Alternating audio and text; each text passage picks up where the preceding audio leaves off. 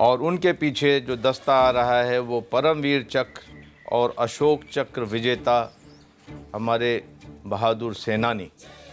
आपके सामने major general Rajpal Poonia, उप परेड कमांडर, गुजरते हुए, और वो कुछ ही क्षणों में अभी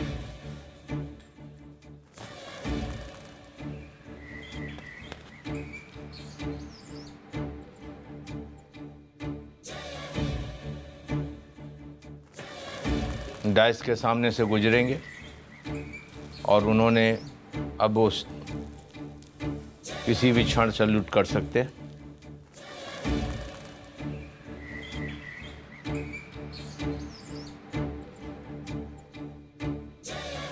उन्होंने सैल्यूट किया।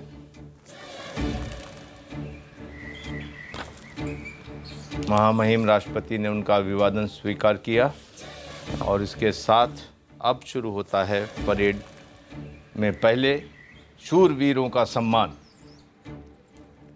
किसी भी राष्ट्र की सबसे बड़ी धरोहर उनके शूरवीर हैं। उस चीज़ को के साथ चलते हुए अभी हम भारत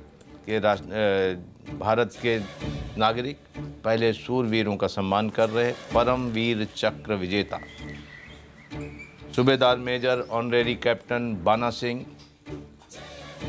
सियाचिन ग्लेशियर। आपके सामने Jammu and Kashmir light infantry के परमवीर चक्र विजेता, उनके दर्शन का सौभाग्य हम सबको प्राप्त हो रहा है। सूबेदार major Yogendra Singh, 18 grenadier Kargil war. सूबेदार Sanjay Kumar, 13 JAK RIF Jammu and Kashmir rifles, Kargil war. हमारे परमवीर चक्र विजेता अब आपके सामने से गुजर रहे हैं major general Cyrus Pithawala, Ashok Chakra. Lieutenant colonel Jasram, Ashok चक्र। अशोक चक्र विजेताओं सैल्यूटिंग डाइस के सामने से गुजरते हुए उन्होंने भी राष्ट्रपति को सलामी दी, अभिवादन किया।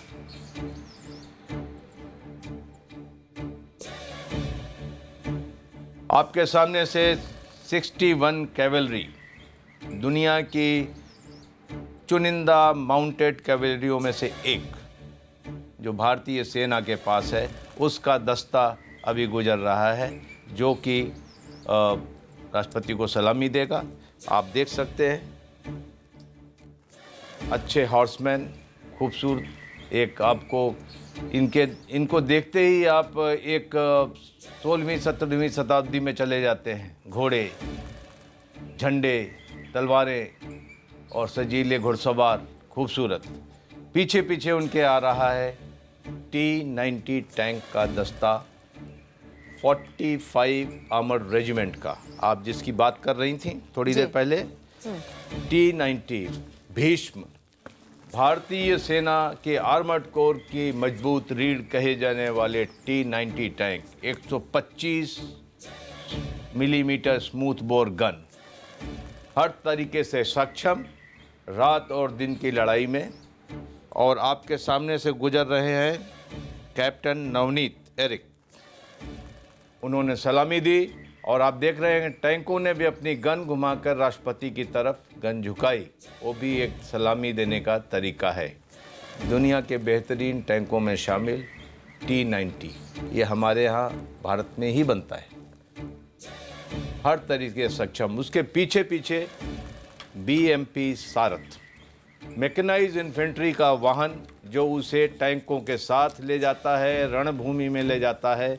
इसके अंदर 30 मिलीमीटर की तोप और इसके अंदर मिसाइल, कॉन्कर्स मिसाइल के साथ सुसज्जित ये BMP आपके सामने से जा रही है। ये भी भारत में इसका उत्पादन होता है। पीछे मटियाले रंग का एक गाड़ी आ रही है जो अभी आपके सामने आएगी, बिल्कुल पीछे BMP के। ये एक नई चीज़ दिखा रहे हैं जो है BMP की चेसिस पे लगी हुई सरफेस माइन क्लियरिंग सिस्टम। जब हमारी सेनाएं दुश्मन के इलाके में दाखिल होती हैं तो दुश्मन माइन सुरंगें बिछा देता है, तो उसके ऊपर से टैंक या गाड़ियां नहीं जा सकती। तो इस गाड़ी में वो काबिलियत है कि वो माइंस को हटा सकती है, डिस्ट्रॉय कर सकती है, ताकि उसके पीछे पीछे वो दूसरी गाड़ियां जा सके। तो इस प्रक्रिया में वो 4 मीटर का एक लेन बना देती है। आप देख रहे हैं जो पहले हरी वाली गाड़ी गई थी बीएमपी, उससे कितनी समानता है इसके अंदर। और ये रिमोटली डिलीवर्ड माइंस को भी हटा सकती है। और ये अभी आपके सामने से गुजरी, जो कि बाकी टैंकों और मैकेनाइज्ड इन्फेंट्री के साथ साथ ये चलेगी। आपके सामने आ रही है K9 वज्र T self propelled gun, 155 millimetre की तोप, जो कि आप देखिए टैंक की चेसी पे बनी हुई है। टैंकों की जैसी लगती है, टैंक नहीं है, ये गन है, तोप है, सेल्फ प्रोपेल्ड तोप।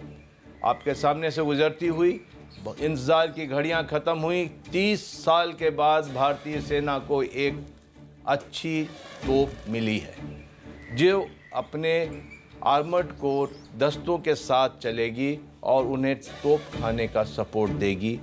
खासियत यह है कि इसे लार्सन और टूब्रो ने एक साउथ कोरिया की कंपनी के साथ मिलकर बनाया है, और ये भारतीय सेना की एक बहुत बड़ी कमी को दूर करेगी।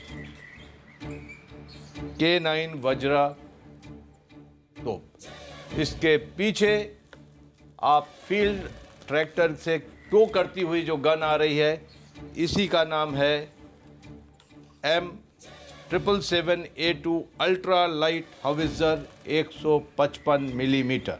आपके सामने से अभी गई है स्क्रीन से। और ये जो है ये अमेरिका से आई हुई तोप है, जो कि हमारे पहाड़ी पर्वतीय क्षेत्रों के लिए ये गन हमने अभी हासिल की है और भारतीय सेना में इसको डाला है। अभी इसके सामने से ट्रांसपोर्टेबल सैटेलाइट टर्मिनल जा रहा है, जिसमें एक महिला अधिकारी को आपने देखा, कैप्टन भावना सयाल ने सैल्यूट किया। ये एक ऐसा वाहन है जिससे कि सैटेलाइट कम्युनिकेशन कहीं भी हमारी सेनाओं को दिया जा सकता है, प्रदान किया जा सकता है, चाहे वो सेना हो, चाहे वो नौसेना हो या वायुसेना हो, किसी को भी इससे दिया जा सकता है।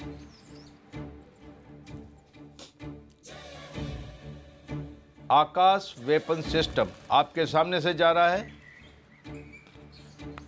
DRDO द्वारा बना हुआ प्रदर्शित आकाश मिसाइल सिस्टम। ये जो है आपका short range surface to air, ज़मीन से हवा में मार करने वाला ये मिसाइल है, जो कि हेलीकॉप्टर्स, हवाई जहाज़, ड्रोन, किसी को भी बर्बाद कर सकता है। 150 किलोमीटर तक ये सर्विलेंस कर सकता है और 25 किलोमीटर तक किसी भी लक्ष्य को भेदने की क्षमता रखता है। भारतीय सेनाओं में ये जो है ये इंडक्ट किया जा चुका है। आप और मेक इन इंडिया का ये उदाहरण है जीता जागता। जी हाँ, ऊपर से फ्लाई पास्ट आपके सामने फ्लाई पास्ट हो रहा है। इस फ्लाई पास्ट की खासियत यह है कि एडवांस लाइट हेलीकॉप्टर भारत में बना हुआ। इसके 2 वर्जन आपके सामने से जा रहे हैं, ध्रुव और रुद्र। रुद्र हेलीकॉप्टर है, उसमें वेपन्स लगे हुए हैं। ध्रुव हेलीकॉप्टर विदाउट वेपन्स का है, आपके सामने से जा रहा है। कुछ एक्टिविटीज़ बढ़ गई हैं। अभी आपके सामने मद्रास रेजिमेंट का मार्चिंग दस्ता कैप्टन प्रकाश सिंह राठौर की अगुवाई में, बहुत पुरानी रेजिमेंट भारत की, बहुत पुरानी भारतीय सेना की रेजिमेंट और शानदार रेजिमेंट। अभी भी देखिए ये ध्रुव हेलीकॉप्टर, एडवांस लाइट हेलीकॉप्टर्स ऊपर से उड़ रहे हैं, लेकिन अभी जो है सबका दिल जीत लिया है, अपनी तरफ खींच लिया है, वो है मद्रास रेजिमेंट का शानदार दस्ता, खूबसूरत ड्रिल के साथ, वीर मद्रासी अडिकुल। इस दस्ते को सिख लाई रेजिमेंटल सेंटर और महा regimental centre, Ladakh scout regimental centre के बैंड ने उन्होंने धुन दी है। और खूबसूरत धुन मैं आपको बता दूं, ये धुन का नाम है शंखनाद, जो कह रहा है देश को आँच न आने दें, रौंदा अनिक बार बार। आज हिंद भी जान उठा है, उठ खड़ा जब जब महान। ये धुन बनाई है एक महिला ने, नाम है उनका डॉक्टर तनुजा नाफड़े। सामने से आपके गुजर रहा है राजपूताना राइफल्स का मार्चिंग कंटिजेंट, खूबसूरत साफे। राजपूताना राइफल्स जिनका सेंटर दिल्ली में ही है, खूबसूरत सजीले नौजवान, 3 परमवीर चक्र इस रेजिमेंट के पास हैं। कैप्टन सलारिया, CHM पीरू सिंह,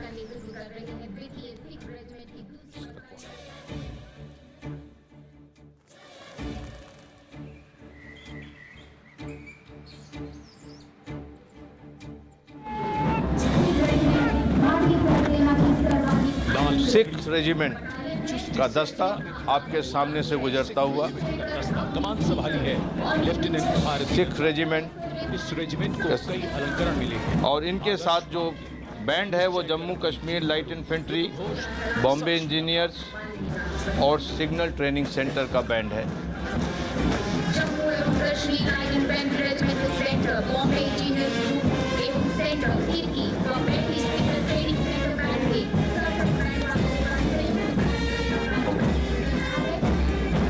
जम्मू एवं Kashmir light infantry regimental centre, Bombay engineers group एवं सेंटर फिरकी और एक सिग्नल ट्रेनिंग सेंटर का संयुक्त बैंड ध्रुव धुन बजाते हुए उन्होंने अभी सामने से गुजरते हुए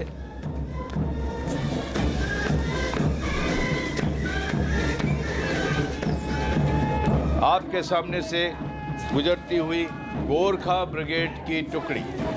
भारतीय सेना में 7 रेजिमेंट्स हैं गोरखाओं की। भारत और नेपाल के संबंधों की इमारत का सबसे मजबूत नींव का पत्थर गोरखा उनके सामने से गुजर रहे हैं। खूबसूरत नज़ारा आपके सामने, आप देखिए। जय मां काली। 3 परमवीर चक्र इस रेजिमेंट गोरखा ब्रिगेड ने जीते हैं। कैप्टन सलारिया, मेजर धन सिंह थापा और कैप्टन मनोज पांडे। खूबसूरत। आपके सामने अब आ रही है आर्मी सर्विस कोर का दस्ता, जिसका नेतृत्व कर रही है लेफ्टिनेंट भावना कस्तूरी। भावना कस्तूरी आपके सामने से आपकी स्क्रीन पर सेवा अस्माकं देखते हुए क्या सेवा हमारा ड्रिल है, क्या चेहरे पे एक विश्वास है और इतने सारे जवानों को लीड करती हुई जा रही हैं राजपथ पे। ये उनके जीवन का एक अविस्मरणीय क्षण रहेगा हमेशा। इस दस्ते को army service corps, army medical corps और कोर ऑफ मिलिट्री पुलिस के बैंड ने धुन दी है, जो इस समय बजा रहे हैं अरुण वैद्या महावी। अरुण वैद्या हमारे चीफ ऑफ आर्मी स्टाफ भी रहे और वो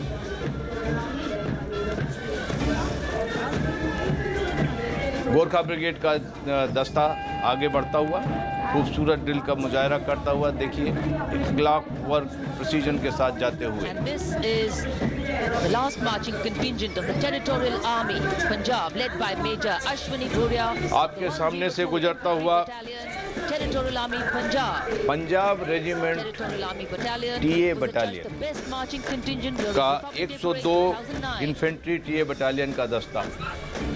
हर उसमें एक टेरिटोरियल आर्मी की अद्वितीय भूमिका होती है। आप देखिए, और टीए बटालियन का एक कितना खूबसूरत मार्चिंग कंटिजेंट पंजाब रेजिमेंट का आपके सामने से गुजर रहा है। यहाँ इनकी खूबसूरती और उनकी ड्रिल ने सबको ताली बजाने पे मजबूर कर दिया। टीए रेजिमेंट का दस्ता Punjab regiment. And now going past the saluting base, proud, committed. किसी भी राष्ट्र के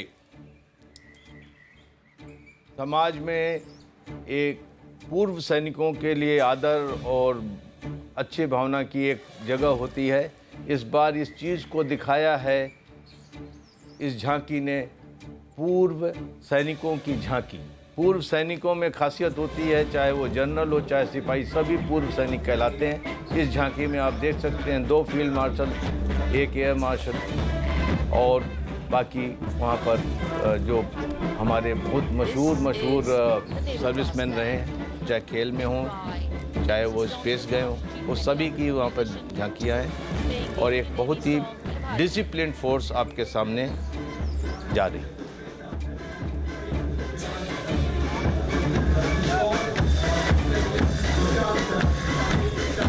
नौसेना का ब्रॉस बैंड बहुत शानदार और बहुत मशहूर ब्रॉस बैंड है, आपके सामने से जा रहा है जय भारती धुन बजाते हुए, जय भारती धुन बजाते हुए। और आपके सामने नौसेना का जो मार्चिंग दस्ता जा रहा है उसकी command lieutenant commander Ambika Sudhakar, एक और lady officer lieutenant commander Ambika Sudhakaran इन सेलर्स का नेतृत्व करती हुई जा रही हैं।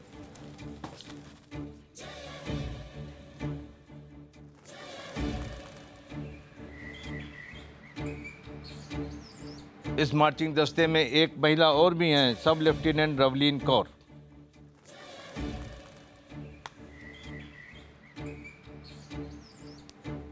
नौसेना के दस्ते के तुरंत बाद आपको नौसेना की झांकी भी दिखाई जाएगी, जो अभी सामने आ रही है और आपके स्क्रीन पे आ गई है। भारतीय नौसेना चाहे युद्ध काल हो, शांति काल हो, चाहे कोई विपदा आपदा है, उसमें हमेशा अपने देश की रक्षा के लिए तत्पर होती है। देखिए आप केरल की बाढ़ का एक दृश्य दिखाया है जिसमें कि छत के ऊपर एक हेलीकॉप्टर फंसे हुए लोगों को बचा रहा है। और भारतीय नौसेना की सार्थकता इसलिए बढ़ जाती है कि सारे हिंदुस्तान की जो अपने इंडियन ओशन रीजन है उसके ऊपर भी हमने निगाह रखनी है। अशोक कुमार के नेतृत्व में भारतीय नौसेना का दस्ता गुजरते हुए वायुसेना का मार्चिंग दस्ता जा रहा है और वायुसेना का बैंड जा रहा है। फ्लाइट लेफ्टिनेंट श्रीकांत शर्मा की अगुवाई में वायुसेना का मार्चिंग दस्ता अभी सलामी मंच की तरफ बढ़ता हुआ और वायुसेना का बैंड एस्ट्रोनॉट नाम की धुन को बजाता हुआ। वायुसेना बैंड के ठीक पीछे है वायुसेना का मार्चिंग दस्ता। वायु सैनिक आपके सामने सलामी देते हुए शानदार परेड, चुस्त दुरुस्त सजीले नौजवान, एक महिला अफसर को आप फिर देख रहे हैं।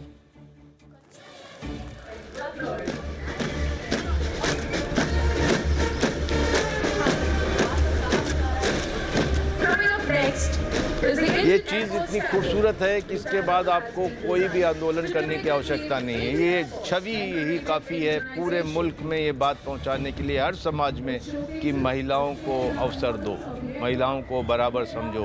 वो जो काम देंगे आप देंगे वो उसे बहुत खूबसूरती से करेंगी आपके सामने। मुश्किल से 10 या 12 साल हुए महिलाओं को फौज में या सशस्त्र सेनाओं में लाते हुए। तो इसका एक उदाहरण आपके सामने है और ये खूबसूरती के साथ वो दिखा रहे हैं आपके सामने। अभी आप देख रही हैं कि भारतीय वायुसेना की झांकी जा रही है, जिसमें तेजस दिखा रहे हैं, सुखोई दिखा रहे हैं। उसके अंदर में आकाश मिसाइल है, जो आकाश मिसाइल थोड़ी देर पहले अभी दिखाया भी गया था। और इसके साथ वो भारतीय वायुसेना ने भी काफ़ी शांति काल में बहुत मदद की है, खासकर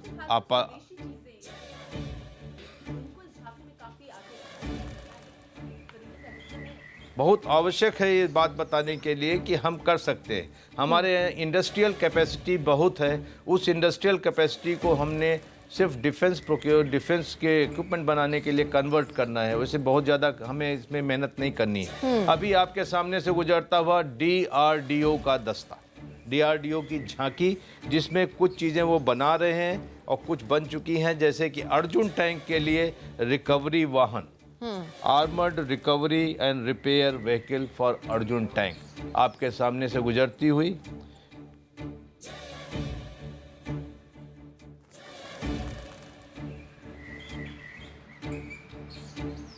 और ये खास बात सतह से हवा में मार करने वाली मध्यम दूरी की मिसाइल है। जी हाँ, ये अभी वो डेवलप हो रही है। सबसे खूबसूरत चीज़ आज आपको दिखा भी, अर्जुन रिकवरी व्हीकल आपके सामने से जा रही है। इसके पीछे एक ऐसी चीज़ देखेंगे कि अब सभी अभिभूत हुए बिना नहीं रह सकेंगे। आज़ाद हिंद फौज के 4 जीवित सेनानी, ये दस्ता और ये मुकाम उन्हें बहुत मुश्किल से मिला।